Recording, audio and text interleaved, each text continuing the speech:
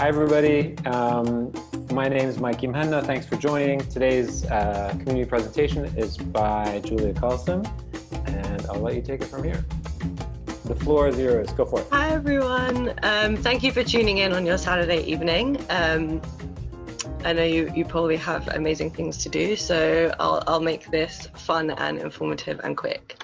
So what led me to speak about Al-Hakawati?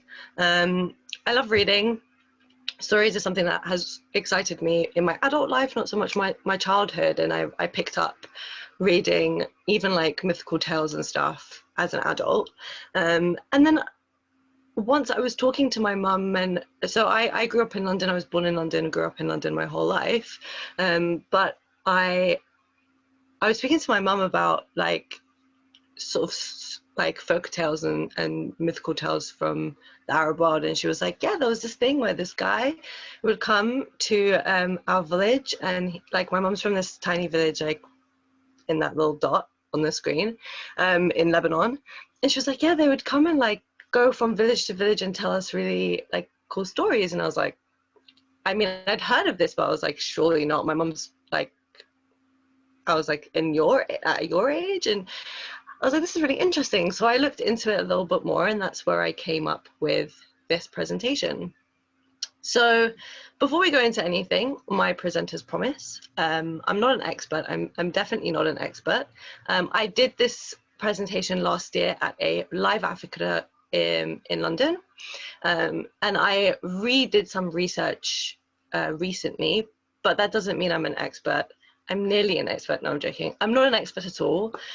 So please correct me, ask me questions, contribute. But like Mikey said before, please do it as nicely as possible. I'm a sensitive person. And I'm not trying to persuade you of any agenda. I don't have an agenda with this. This was just good fun.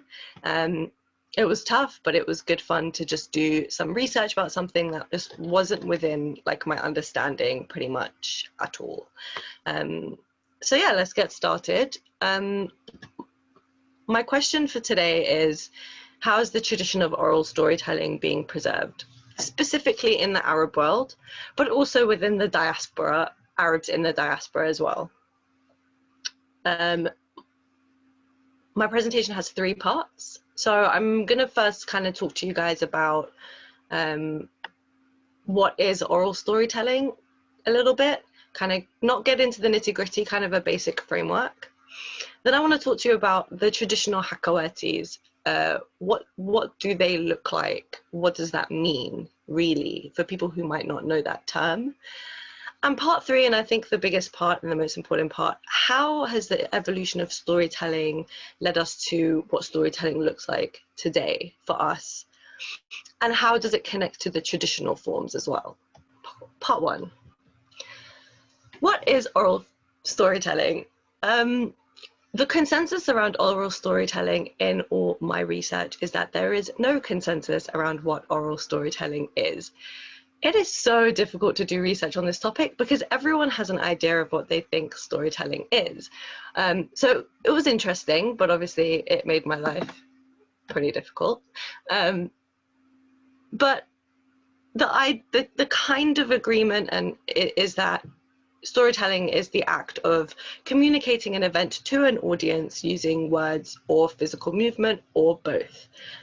It's kind of a way to spread knowledge generationally. And it's different from country to country, it's different from continent to continent, and it can take on a whole different, like many different forms. Storytelling can be prose, it can be poem, it can be song, it can be anything that basically tells a story. Not helpful, apologies, but hopefully we can get a bit more of a consensus through this presentation. So what I decided was formal storytelling was this, where an audience gathers in a particular place for a particular purpose, which is to hear a story.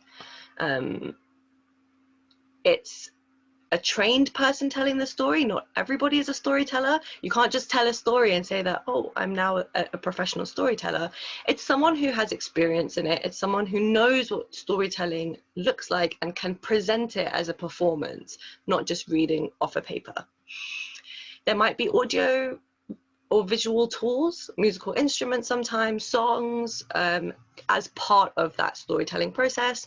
And I think most importantly for me, it was about the fact that storytelling is a form of education as well as it is a form of entertainment. So storytelling usually has some kind of cultural or social narrative that stems as a motif throughout the story. So it originally came as a way to kind of provide education to people who were not as literate at the time. So to me, this is what storytelling looks like. But what does traditional Hakawati / Arab storytelling, like what is that specifically? So it differs across country to country, like I said, and for the purposes of this presentation, the main focus is going to be on like the Levant and Egypt in particular. There is a lot of information on North African storytelling, which I didn't delve too deep into because there was a lot, and I narrowed everything down. So the focus is on the Levant and Egypt, but I'd be really interested to hear if anyone has any experiences on storytelling that and how that it might differ to what I'm talking about specifically in North Africa. So a storyteller in the UAE, his name's Ahmed Yusuf, he details 5 key elements of Al-Hakawati. And these 5 key elements are things that I will talk about throughout the presentation, but I thought I'd outline them very, very clearly here. So firstly, the story has to have a narrative. It needs to have a plot, something that's going to intrigue people. People are going to tune in, you know, not really like a TV, but you know what I mean, tune in and listen to physically. And it has to draw them in, basically. There needs to be some great characters, and the characters need to work together to create some kind of climax at the end of the story. There needs to be action, and what I've realized from stories is the action needs to be expansive. It needs to be across continents and across countries and deserts and islands, and it needs to be big. The story needs to encompass the world, basically, or even the mythical world. There's the spectacle. So to Ahmed Yusuf, this means music, soundtrack, and colors, and a lot of the time those things will represent something within the story. For example, when you're talking about colors, you're talking about like using the color yellow to signify the sun, or using the color red to signify blood. Those things have to exist within the story as well.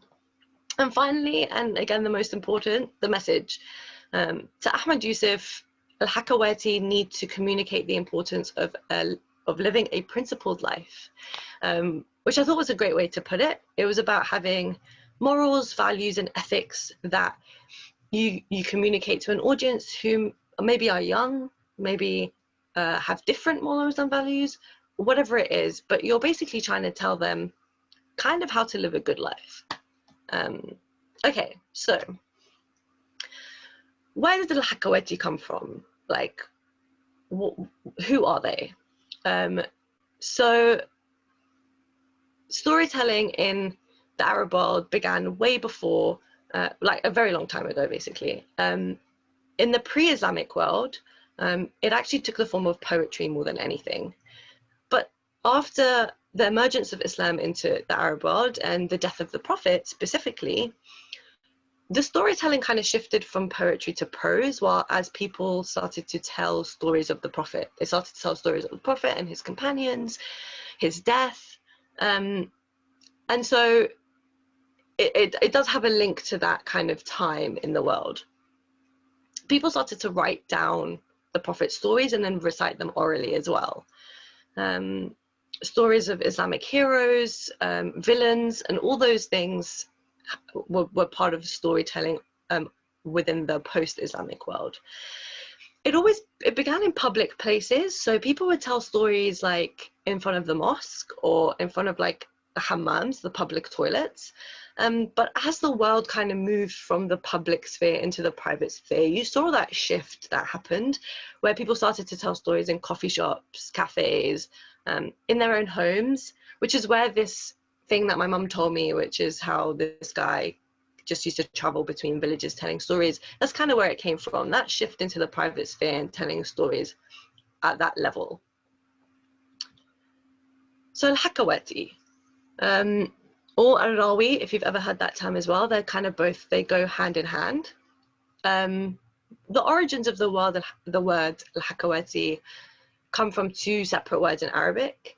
My Arabic is not great, but I do know these ones. So the word hikaya, which is a story, and the word haka, which is to tell. So basically to tell a story. And put together, you have Al-Hakawati, the person who tells a story. Traditionally, Al-Hakawatis were older men, like elderly men to a certain extent, who told folklore stories in coffee shops. They would travel from, like I said, from village to village or coffee shop to coffee shop and tell the same story. There were some women who were storytellers who would be considered Hakawatis, but it was mainly in the private sphere.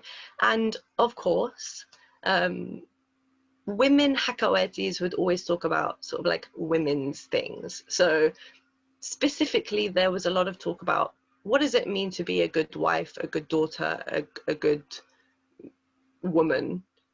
And those were the kind of stories female Hakawatis talked about. So men kind of dominated that field. But like I said before, not everyone can be considered a Hakawati or a Rawi. Not anyone has those experiences. So whether it's generational, like maybe your dad was a Hakawati and now you are as well, or it's a specific type of person that you're able to present in a certain type of way. Hakawatis had a very specific personality. Their stories were performed. It wasn't just a guy sat in front of a group of people reading off a paper. It was a performance, which I'll go into a little bit in a second. So what do the stories look like? What kind of stories do people talk about when we talk about Hakawatis? Mythical stories a lot of the time, historical stories, figures of power and courage and honor and bravery and all these amazing like keywords that float around, you know, the Arab world at the time. But they are a lot of they are mythical. They just have this stemming moral narrative around them. So the picture in this is Sinbad, if you know Sinbad from Alf Layla wa Layla, Arabian Nights. It was one of the stories in there, which again I'll talk about in a little bit. Narrators change their tone based on the story. So if you had 4 or 5 characters in the story, the Hakawati, the point of them was to then kind of determine what kind of tone and what kind of personality does each character take, and then within the story they have them interact with those tones and with that kind of personality. Mainly they were spontaneous narratives. Like a lot of the time stories weren't actually written down, they were just spontaneous. A guy would come and sit in front of you and just tell you a story about something that he may have made up literally by himself, or he heard it from someone else and then now he's reciting it to someone else, and then someone else will pick that up and go and recite it to another group of people. But that's a really important point, because part of storytelling by Hakawatis included a lot of cliffhangers and suspense. And I mean, you might find this crazy, but some of my research basically said that the reason why people would leave it on a cliffhanger is because they actually don't know what's coming next. So imagine you go to like a coffee shop and you hear this story and you're like waiting for the climax or like waiting for it to end. And the guy's like, come back tomorrow. We'll tell you what happened then. It's a lot of the time is because of that spontaneous narrative. They were actually making the stories up as they go, and they needed some time to go back and go, okay, how am I going to end this? What am I going to do with this? Because they had no idea. Like I said, most of the stories weren't written down on paper, but I think it'd be interesting just to tell you a little bit about the stories that did end up getting written down on paper. They had three main elements. You had the storyteller, who was the Hakawati, the audience, and the framework of the whole story. So the storyteller was the Hakawati, and what it looked like on paper was that someone had written down the story to be told by someone. So you'd find phrases like "Qala rawi," which basically means the storyteller said. It's not written for you to read at home, like, you know, a fairy tale that you might find in a book. It's actually written so that someone could read it out loud to people. It reflected that oral form.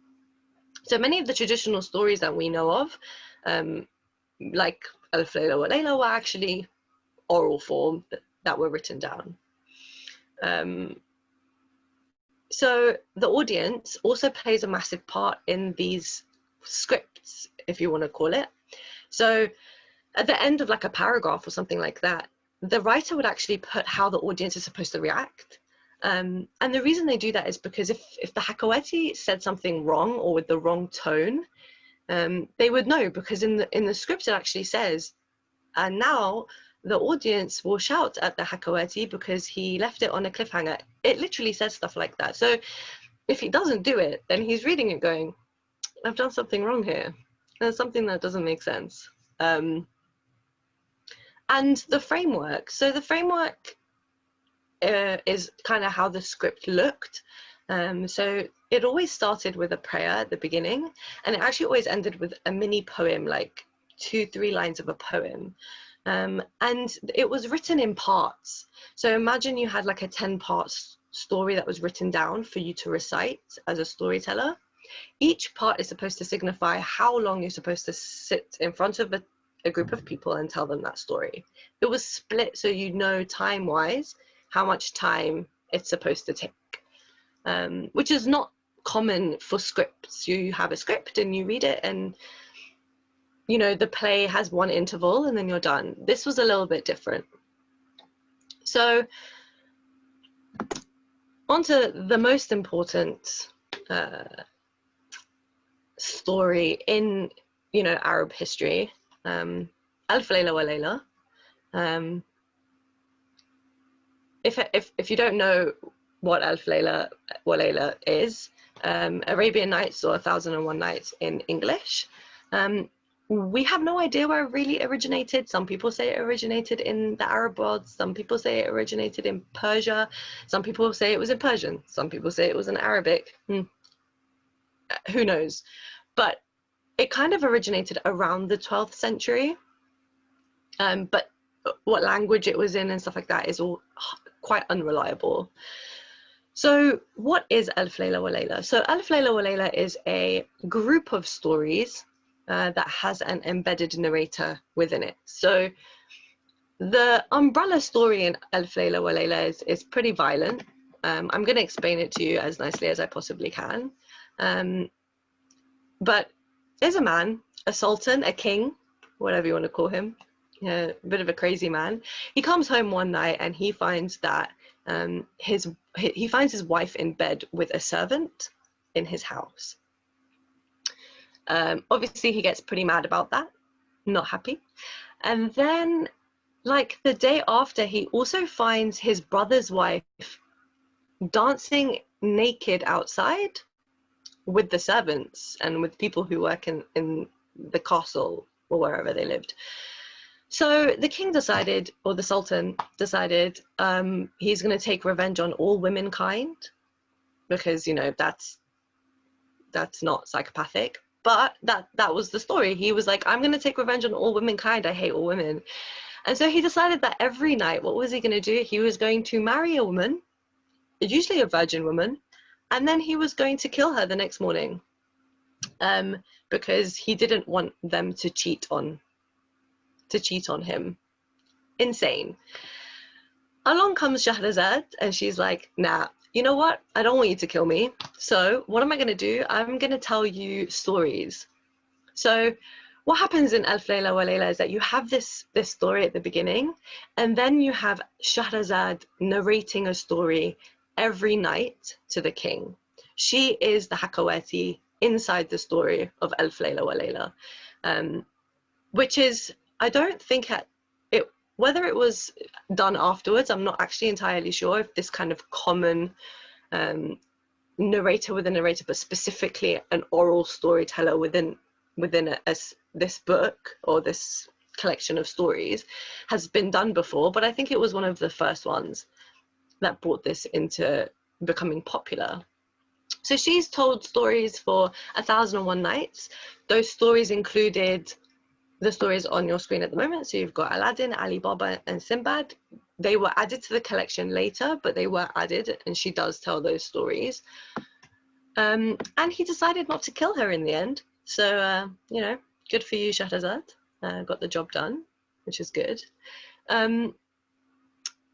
You know, it's interesting because whether it was actually used by the traditional Hakawatis back in the day is actually very unclear. What we do know, and there is evidence to show that Arabs at the time actually did not like Alf Layla wa Layla. They thought it was crude, they thought it was violent, crime, and it was all very heinous. So it's crazy how these kind of folk tales these mythical tales that have been, you know, like Aladdin, which is crazy popular now, weren't actually revered by that population at the time. So that's Alf Layla wa Layla, and that's kind of the general, you know, Hakawati. What is Hakawati? What does it mean? So I want to talk to you guys a little bit about the evolution of oral storytelling and how it connects to the traditional forms of Hakawati, particularly in the Arab world. So the context is indeed traditional oral storytelling in the Middle East is a dying art form. It exists, but it is a dying art form. Why? All those things we love, you know, globalization and capitalism. It just meant that people's patience generationally has just decreased so much. We don't want stories that are going to leave us on cliffhangers. We want stories that are given to us in 280 characters now, in a thread on Twitter, and we can just read it and then go, great, great story, bro, on to the next. We didn't want to come back for more. Specifically, the thing is about storytelling, it was about going out to seek entertainment at the time, but we don't live in a world where we need to seek entertainment anymore. Your entertainment is on your TV screen, it's on your laptop, it's on your phone.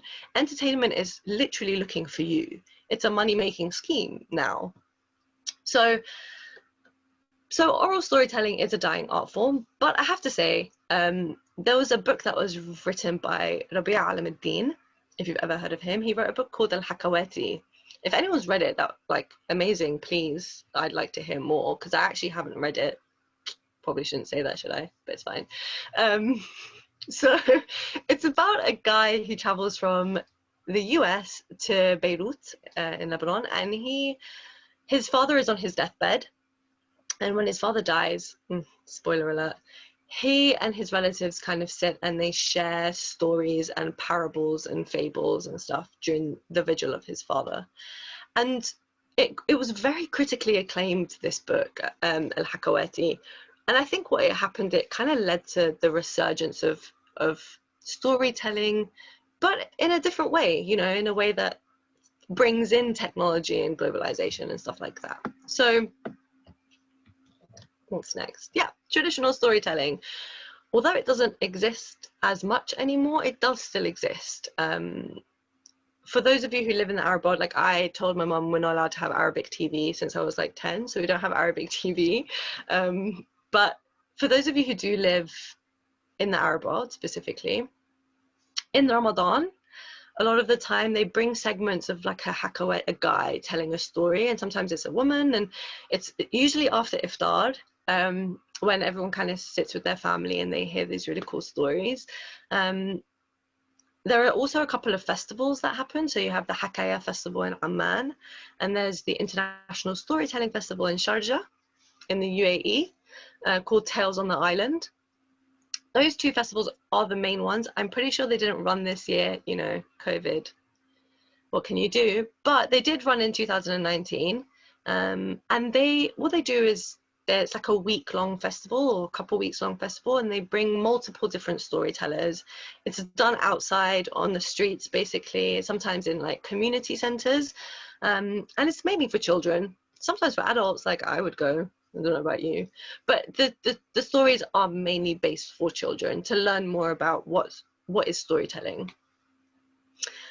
If anyone watched Beb El-Hada, I did not watch it a lot, but if you watch Beb El-Hada, there is a character, I'm not sure in which episode, please tell me if you know, but who is a Hakawati, but he's pretty bad at it, and I think the whole point is that it's like for comedic effect. He's really not good at it, and there's a clip on YouTube, and he's like telling his story, and everyone's just shouting at him in the audience, being like, "Get out of here! You don't know what you're doing." So Hakawatis do have some kind of representation in modern Arab like TV and modern Arab audiences, just not as much. And of course, again, I think if I could type in Arabic, this would all be made much easier, but whether it's Abu Shadi or Abu Sami, it's one of the two.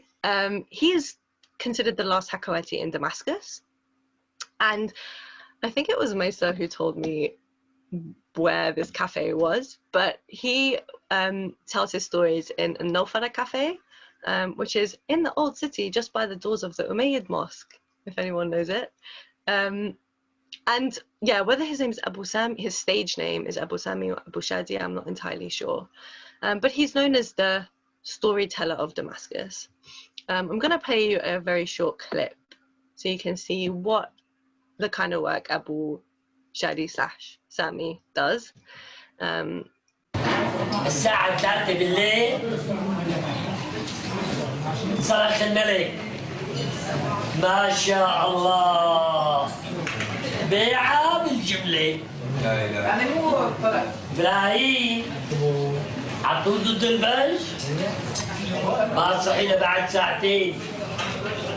طلع إبراهيم لقى حاله بمطرح عليه غضب الله هو وصاحبه والعالم مكومين فوق بعضهم البعض. Just a short clip because I have no idea what he's saying personally, but I'm sure other people do.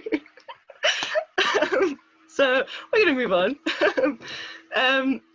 So that's kind of the traditional look, like in the cafe, telling these stories about something I have no idea he's telling, but he's telling a story. I may have pulled from a section that made no sense, so I do apologize for that. So next, autobiographical storytelling. So this is something that people who are based in the US might know a little bit about because it's really closely related to the moth, where they tell personal stories. But in the Arab world, there are 3 in particular that I found when I was doing my research last year. I'm pretty sure none of them are doing it at the moment, but I wanted to talk about them because they are a form of like new kind of storytelling. So Hakaya, cliffhangers, and Bussi. Hakaya and cliffhangers are based in Lebanon. Bussi is based in Egypt. They're a similar format. It's the person who comes to the front of the stage and tells a story, but they're telling a story about their personal life. So their stories are not about like honor and courage and bravery. They're just about sort of living and existing within maybe a conflict or within a space that might not be safe for them. So a lot of people talk about autobiographical storytelling as a safe space that is like therapy-based storytelling. So you can look at it like that. And the stories generally tackle like social and political issues. And yes, they are kind of entertaining. Like it is entertaining to hear stories about, you know, people. But they're done less for entertainment, more so that you can leave the room feeling empowered, like this is a space for you. And different to normal storytelling, like traditional, it's spoken in English. So you're pulling from a crowd that's very different than what traditional storytelling is pulling from in the Arab world. People who are literate in English, generally younger audiences, more diverse audiences potentially. So that's quite interesting. I've got a small clip as well. This one's in English, so I actually understood it. Yay. From Dima Mata. She's the founder, I believe, of Hakaya. And I thought, so I did my master's in the States. And when I came back, I was super excited. I'm like, I'm back in Beirut, and I'm gonna save the world, and it's gonna be great. I'm gonna be a teacher, and I'm gonna teach those young minds, and it's gonna be awesome because I teach creative writing, and I'm gonna inspire them, and then I'll read poetry to them, and they'll read poetry to me, and it's gonna be so good. And then I'll do theater, but like theater for a cause, so it's gonna be great. And so the first play I had was like set in Syria, and I'm like, this is excellent, let's do this. And I was really excited. And then I applied to universities, and I got in like part-time at a couple of universities, and then they're like, would you like to teach this other course? And I'm like, yes. And then this other course, and I'm like, yes. And suddenly I'm teaching 17 credits. Not a good thing if you've never taught at university before. And then a director I used to work with got in touch with me, and she's like, Dima, I have this part for you in this play, and it's a big production at AUB, and I would really like you to be one of the main characters. I'm like, sure, let's do this. So suddenly I was waking up at 7 and then going to bed at midnight, and meanwhile I was working. I taught during the day, and I was an actress by night. Great, right? I'm like, this is excellent. I'm saving the country, one grammar test at a time. So, as you can tell, a little bit different. But interesting, because you're hearing about people's personal lives, and Dima goes on to a whole bunch of other things that happened with her and the ups and downs of her life, but in a way that actually it does pull people in. It has a narrative, and it's interesting, and she does it in a humorous way. It's kind of fun to listen to. So we're nearly done, I promise. I know you're going to yellow card me soon, Mikey, for time. I'm good? Great. Okay. The theatre. So the next two pieces, elements of new types of storytelling, guys, you can tell me, Julia, this is not a form of storytelling, and that's fine. I'm not tied down to them, but I thought they would be interesting to talk about. So the theatre. Telling stories through the theatre is obviously it happens all across the world. But specifically, there are a few theatres and troupes that I found in the Arab world. So you've got the Palestinian, it was called the Palestinian Al-Hakawati Theatre. It's now called the Palestinian National Theatre, the Al-Warsha Theatre Troupe in Cairo, and a set of plays, specifically the one play in Beirut called Beirut Tariq al-Jdid. These plays, and the plays that these theatres actually put on, are more like they tell stories based on social struggles, or just like the social lives of the people who live in a certain area. So specifically, Beirut Tariq al-Jdid, my Arabic, is specifically about Tariq al-Jdid in Beirut. It follows the lives of people who live in this area of Beirut, and from my understanding, they did a few more, like Beirut Ashrafiyya, Beirut Jamaizeh, and stuff like that. So they're following the lives of people who live in those areas, the struggles that they have, especially in Lebanon, the sectarian issues, and they're kind of framing it with this, like, not necessarily giving a moral narrative, but they do have some sort of social commentary within it. The Palestinian National Theatre, you guys can let me know. The last time I checked, like last year, it was shut down. But then when I checked recently, it seemed like it was open.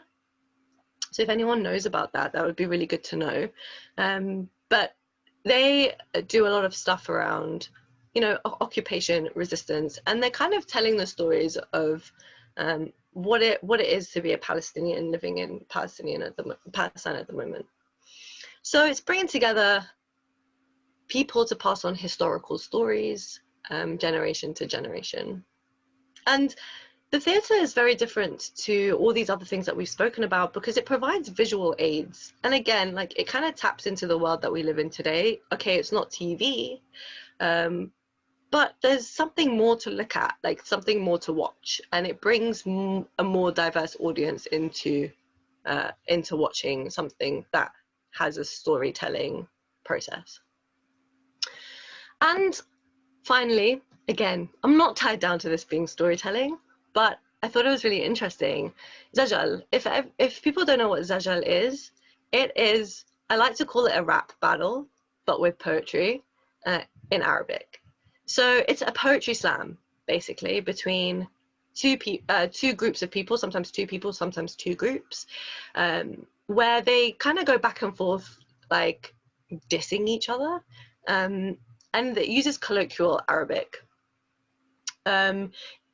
Like it says on the screen, like obviously Zajal does kind of have parts of this thing called ghazal, which is like this, like you're dissing one another back and forth, and then you say something really romantic and really sweet to each other, and then you go back to dissing each other back and forth again.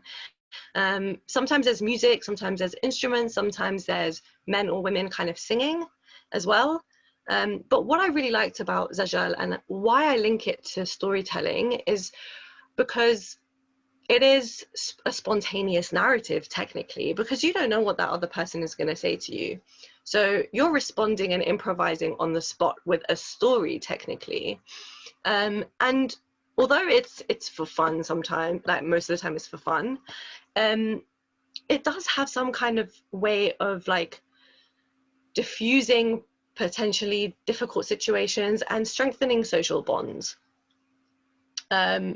It's rarely documented on paper as well, which is something that we spoke about the traditional forms of storytelling. It's a relaxed environment. It's not very, I don't think it's very common anymore. I mean, I don't think you're just going to see two guys doing 8 Mile in the middle of the street in Beirut. It's not in the streets. It's in restaurants, and it's still pretty common. Yeah. Okay, perfect. But they're like shows. It's like like people go to see them the same way you would go see a concert. That's pretty cool. I need to look into that next time I'm in Beirut, whenever that will be. But yeah, I thought like it's chill basically. So there's food, there's sometimes alcohol, and it's just chill. You guys having a good time, and it's all kind of for fun. But I will show you a short clip.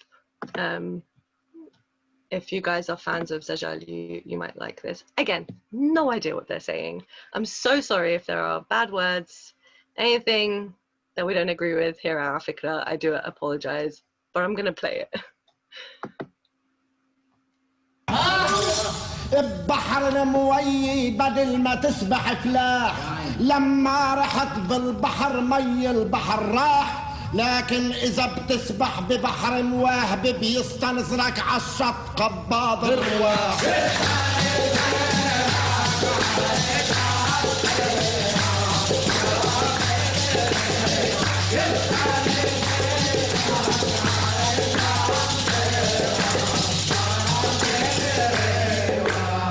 يا زين قباض الرواح قبالنا بيرجف قصب لو مر حد خيالنا يا زين قباض الرواح قبالنا بيرجف قصب لو مر حد خيالنا اوعى الشط لما تحققت آمالنا صار البحر بركي تحت شلالنا. So that was a short clip. I mean, Mikey, if it was bad, you can tell me. We can cut it out. Okay, great. So stories in the time of Corona. In the UK, we have had this resurgence of telling stories in new ways. So we're using Zoom a lot, and we're using Teams and all this kind of great stuff that no one really knows how to use really deep down. But also other organizations have come out to tell stories and basically the idea is like keep children entertained, keep people entertained while they're kind of locked in their homes for such a long time. So the Hands Up Foundation, the link is here on the presentation. They're a charity that was set up in London by 4 British guys, girls, guys, both. specifically around causes in Syria. But what's most important here for this presentation is they're actually doing a whole series called the Al-Hakawati series. They get kind of like, I don't even want to call them B-list celebrities. I want to say like D-list celebrities in the UK to tell stories. Short stories, stories from books, just generally, they go on, like, they're on YouTube. They're on YouTube, and then you can just kind of watch them. They're like 20 minutes long. And it's just a way to tell stories now in the time of Corona. Another one is Canon, the guys who make the cameras. They also did this Hakawati program, which is all on Facebook. They're like 5 to 10 minute long stories that are read by a woman that have animation in the background, and it's all for children. Again, a way to keep your child busy when you're trying to make dinner, and they just won't leave you alone. So if those kind of things interest you, it's definitely worth checking out. There's a few others. There's an app called Hakawati. It's all in Arabic.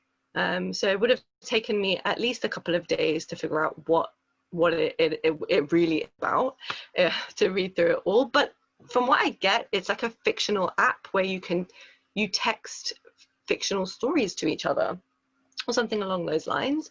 And there's also an Arabic podcasting platform called Hakawati.fm, and I believe they're a platform that people can actually present their podcasts from, which is definitely worth checking out.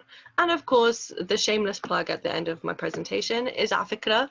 What afikra are doing is basically a form of storytelling. So especially the conversations that are happening on Tuesdays and Thursdays, you're talking to people about their lives, the work that they're doing, and you're having them tell the story of whatever it is they're telling their story of. Again, yeah, there's no mythical creatures and dragons, but a form of new storytelling.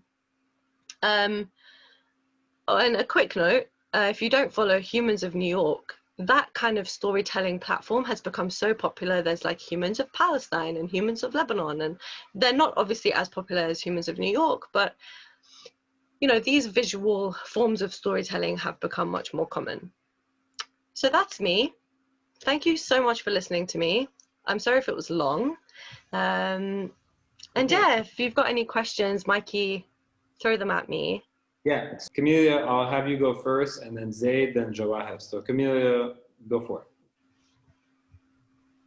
Thanks so much for an awesome presentation. I love your energy. My question is super simple. I was just curious where the picture on the slide at Hakawati is from. The people surrounding the Hakawati in black and white. It was just a really intriguing picture. That's a good point. I know the answer to this question. This is gonna I guess like what country specifically was my... Yeah, I should have put it in the notes or credited it, which I clearly didn't do, but I'm gonna find it for you now and I will put it in the chat. Thanks. Zaid, you want to unmute yourself and ask your question? Yeah, hi. Thank you so much for an awesome presentation. This is random, and you know, it's like I don't know if you know the answer to this, but I remember from like my childhood, all like bedtime stories and stuff would start with the phrase "Kan makan bi'adim zaman," which is like the Arabic version of like a long time ago in a land far away or something like that. So I was wondering if that has any connection to the Hakawati tradition. It does to a certain extent. To be fair, like most of the stories that are told orally start with like a prayer rather than Kanya Makan. So they start with like Bismillah ar-Rahman ar-Rahim or whatever prayer in whatever area of the world you're talking about. But Kanya Makan is still quite popular, especially today, when telling those stories. And I think that now it's more of like a representation of a fairy tale rather than used properly within the fairy tale, if you know what I mean. But it's still used. If anyone has heard that phrase before and has heard it within a story recently or from a storyteller, please do let us know. But yeah, not something that I know too much about, but it's not necessarily within the framework of Al-Hakawati's stories. Jawahir? Hi. Thank you so much, Julia, for the very informative session. And I just wanted to ask you about, two questions. One, do you think that the art of موشحات الأندلسية has anything to do with this form of storytelling? I don't know if you came across that in your research. I have to be honest with you. I don't really know what that is. Again, someone else might know, but I didn't come across it when I was researching this particular topic. No. Yeah, sorry. The other question was, like, since the Hakawatis and the storytellers played such an important role in disseminating the information and taking it from, I guess, one generation to the other, how much the historians or the researchers interacted with those Hakawatis actually in a way to document the oral history and take it from the oral stage to the written kind of stage? I want to say not much. It doesn't look like much from the research that I did. Less about, there wasn't a lot of focus on actually putting them from oral into written form. It wasn't a movement to kind of gather these stories that are being told and writing them down. There are interviews with people, that specifically with like Abu Shadi / Abu Sami. There's interviews with him about like his role, his life, his role in this Hakawati movement, but not specifically around writing it down. And I think that I do think that that's where it can be pros and cons, because not writing them down and keeping them kind of clear, like freshly oral, can be a way to preserve the traditional form of storytelling. However, you know, generation upon generation, people are going to stop telling those stories. So how do we preserve them for the next 100 years? How do you preserve the stories rather than the tradition? So I think it's a good point. And I remember when I did this last year, someone did ask me about a similar question around how do we preserve those stories? And I was like, you know, podcasts and stuff like that. If you've ever heard a story from a Hakawati, you know, just say it to someone and keep those stories alive. But historians and authors, from my understand, like from my research, they haven't done that kind of work so strongly, at least not in English. And it could be that it's there in Arabic. It's just, you know, not my expertise to read that stuff. Julia, this was really, really fun, super fun. Thank you. Thanks so much for presenting. I'm gonna share my screen, so I'm gonna just take it back. I'm just 1 second. Is it Camelia who asked the question about the photo? I can't find it just yet, but I put it in the chat. Oh, thank you. But also, there's some further reading on these slides. I don't know where these slides are going to end up. And also, you can always contact me. Don't ask me why. My Insta and Twitter are at @BotataJules. Just follow me, whatever. If you have questions that I might not be able to answer, but I'll try.